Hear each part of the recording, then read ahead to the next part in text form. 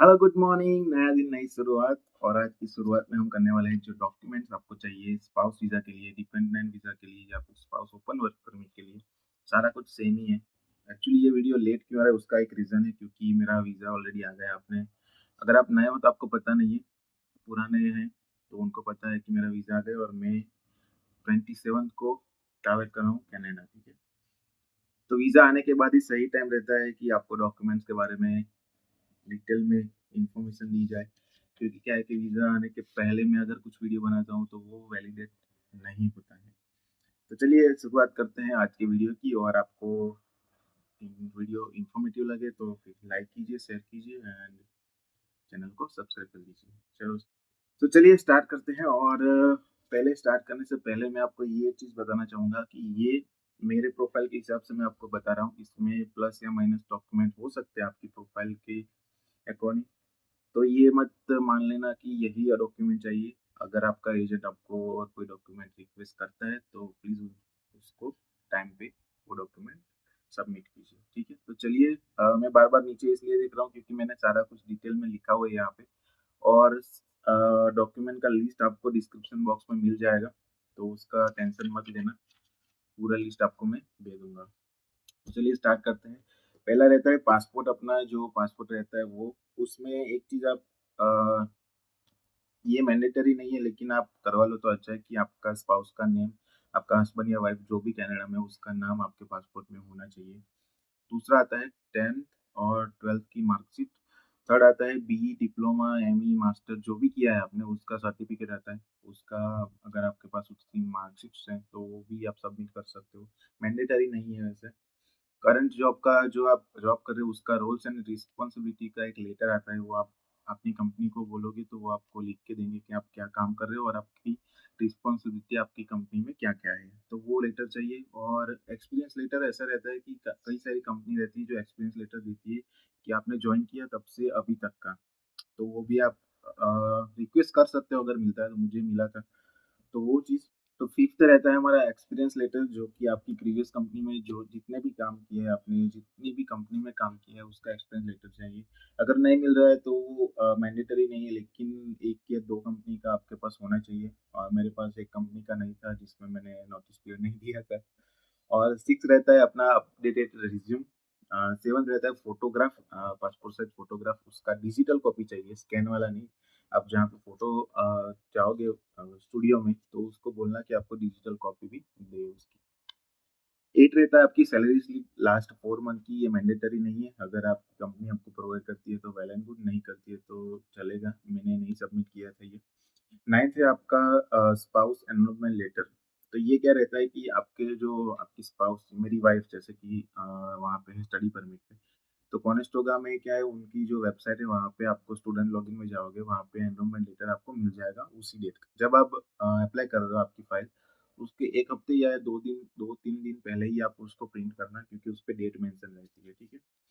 और अगर आपको वेबसाइट पे नहीं मिले तो आपकी कॉलेज में आप इंक्वायरी कर सकते हो, वो लोग आपको प्रोवाइड कर देंगे। 10th रहेगा, जो 10th डॉक्यूमेंट है वो है ट्रांसक्रिप्ट। अगर आपकी स्पाउस का जो 1 या 2 सेमेस्टर खत्म हो गया है तो उसका ट्रांसक्रिप्ट आप लगा सकते हो। नहीं है तो चलेगा, ऐसा कुछ रिक्वायरमेंट नहीं है। मेरी स्पाउस का अभी 2 ही महीने हुए थे तो उसका कुछ रिक्वायरमेंट नहीं है, ठीक है। 11 है आपका जो ट्यूशन फी आपने जो पेमेंट किया है उसका रिसिप्ट चाहिए। टीटी कॉपी दे सकते हो तो वो भी वेल एंड गुड है। और टोटल फी जो आपने पेमेंट की है वो कॉलेज आप प्रोवाइड करती है कॉलेज, तो वो भी आप सबमिट कर सकते हो। 12th है अकाउंट स्टेटमेंट, जो आपकी वाइफ या आपके हस्बैंड का जो भी अकाउंट है कनाडा में उसका स्टेटमेंट चाहिए। 13th डॉक्यूमेंट है वो जीआईसी स्टेटमेंट है, जो आपको ऑनलाइन ही मिल जाएगा। आपकी, मैंने सिंपली में करवाया था तो मुझे ऑनलाइन मिल गया था।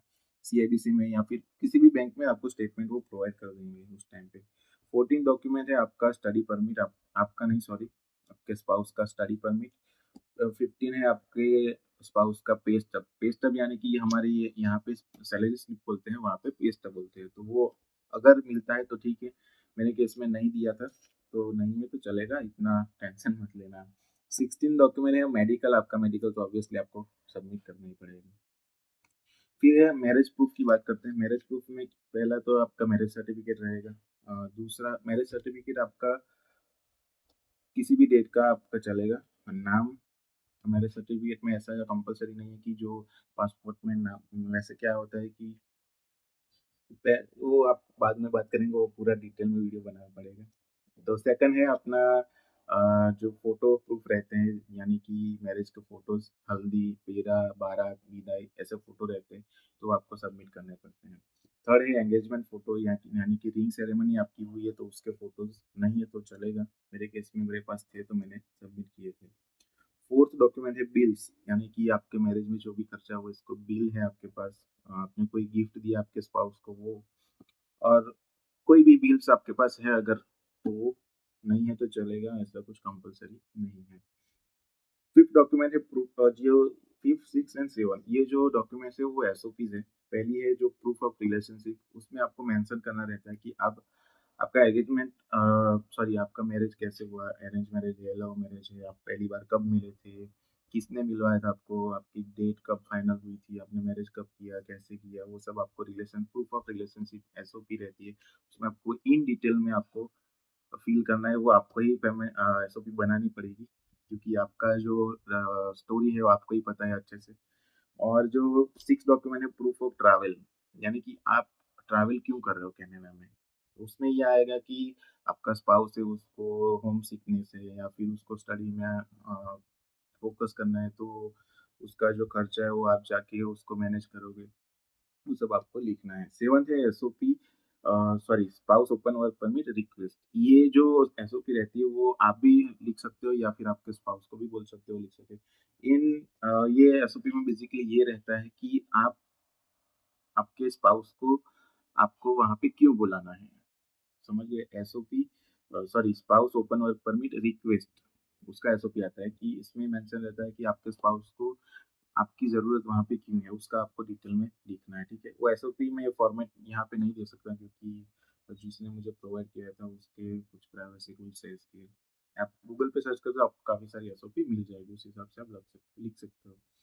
एक तो डॉक्यूमेंट है हमारा प्री मैरिज फ़ोटो, यानी कि आपके मैरिज के पहले की आप गए हो, डेटिंग पे गए हो या फिर कुछ घूमने गए हो, वो फ़ोटोज़ आप यहाँ पे दे सकते हो। 9th डॉक्यूमेंट है जो इसमें आपको पोस्ट वेडिंग, यानी कि आपका जो हनीमून है या फिर वैकेशन आप गए हो वैकेशन के लिए या फिर बाहर घूमने के लिए गए हो, वो पोस्ट मैरिज यानी कि मैरिज के बाद के फ़ोटोज़ आपको सबमिट करने पड़ेंगे। ये फ़ोटोज़ आप सबमिट कराओ तो अच्छा है, क्योंकि वो आपकी फ़ाइल को स्ट्रॉन्ग बनाते हैं। और 10th डॉक्यूमेंट है जो व्हाट्सएप, एफबी, इंस्टा, जो ऑल जो सोशल मीडिया प्लेटफ़ॉर्म है वहाँ पे स्क्रीनशॉट, और आपने वीडियो कॉलिंग किया है तो उसके स्क्रीनशॉट भी आपको सबमिट करने पड़ेंगे। तो ये सब मैंडेटरी है, इसको आप सबमिट करो तो बहुत अच्छा है। 11 document social media public post, यानी कि आपने कुछ पोस्ट किया है, जैसे कि आप मेरा एफबी या इंस्टा चेक करोगे, वहाँ पे मैंने पोस्ट किया है, काफ़ी सारे पोस्ट मैंने डाले हुए हैं, तो आप देख सकते हो फॉर रेफरेंस। 12th डॉक्यूमेंट है वेडिंग कार्ड, तो वेडिंग कार्ड आपका इंग्लिश में होना चाहिए। गुजराती, हिंदी जो भी आपकी मदर लैंग्वेज उसमें नहीं चलेगा, इंग्लिश में आपको वेडिंग कार्ड बनाना पड़ेगा। और एक डॉक्यूमेंट वो जो मैंने वीडियो वाला बोला, उसमें आपको व्हाट्सएप के स्क्रीनशॉट जो आपने चैट किए हैं वो स्क्रीनशॉट लगाने हैं। काफ़ी अभी एक सब्सक्राइब, उन्होंने पता नहीं सब्सक्राइब किया नहीं किया, लेकिन उनका मैसेज आया था कि हमारा चैट तो गुजराती में है तो वो चलेगा। तो आपको स्क्रीनशॉट डालना है, गुजराती, हिंदी जो भी है, आपको आपकी चैट का स्क्रीनशॉट वहाँ पे डालना है व्हाट्सएप का। जहाँ से आप अगर मान लो ड्यूरेशन की बात करूँ तो आपका स्पाउस जब यहाँ से गया, उससे 1-2 दिन पहले से जब आप फाइल अप्लाई कर रहे हो तब तक का सारा चैट आपको डालना है। अगर ज़्यादा हो रहा है तो पर डे 1 या 2 स्क्रीनशॉट आप डाल सकते हो आपके हिसाब से। फिर हम बात करते हैं चाइल्ड के डॉक्यूमेंट कौन से चाहिए। चाइल्ड के डॉक्यूमेंट में पहला तो पासपोर्ट चाहिए, उसमें मदर फादर का नाम तो ऑलरेडी रहेगा। सेकंड डॉक्यूमेंट है बर्थ सर्टिफिकेट।